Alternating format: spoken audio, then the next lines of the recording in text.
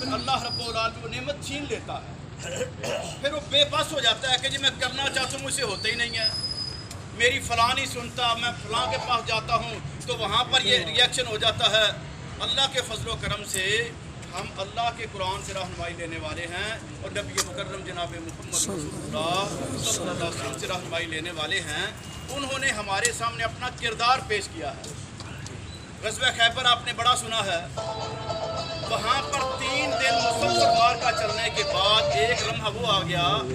کہ جتنے بھی فدائی اور سپاہی تھے وہ پریشان ہو گیا کہ اللہ کے نبی اب تو بھوک بھی شدید لگی ہے، لڑ کے تھک بھی گئے ہیں اور مسلسل پہرا دے کے نیند بھی غالب آ رہی ہے، اب کسی طریقے سے ہماری صلاحیتیں نہیں کام آ رہی، تو اب دعا کریں۔ یعنی پہلے انہوں نے سفر بھی کیا ہے، محنت بھی کی ہے، اپنی زور آزمائی بھی کی ہے، جو ان کے لیے ممکن تھا وہ سارا کچھ کر دیا۔ پھر پیارے پیغمبر علیہ الصلوۃ والسلام نے دعا فرمائی تو اس قلعہ میں سے اللہ تعالیٰ نے وہ کچھ ان کو عطا فرمایا کہ صحابہ کرام فرماتے سے پہلے کہ بھی ہم نے دیکھا بھی تھا، اس اللہ نے تو یہ اللہ کا فضل ملتا ہے۔ ہم اپنے آپ کو بات تھوڑا سا آگے پیش کریں کہ اللہ کے فضل و کرم سے ہماری صورتحال یہ ہے۔ پرسوں خان صاحب نے مجھے فون کیا، میں نے نہیں کیا، انہوں نے کیا ہے، تو میں ایکسن صاحب کے پاس بیٹھا تھا تو ویسے ہی میں نے ان کو کہہ دیا کہ آپ کے جاننے والے ہیں ذرا بات کریں،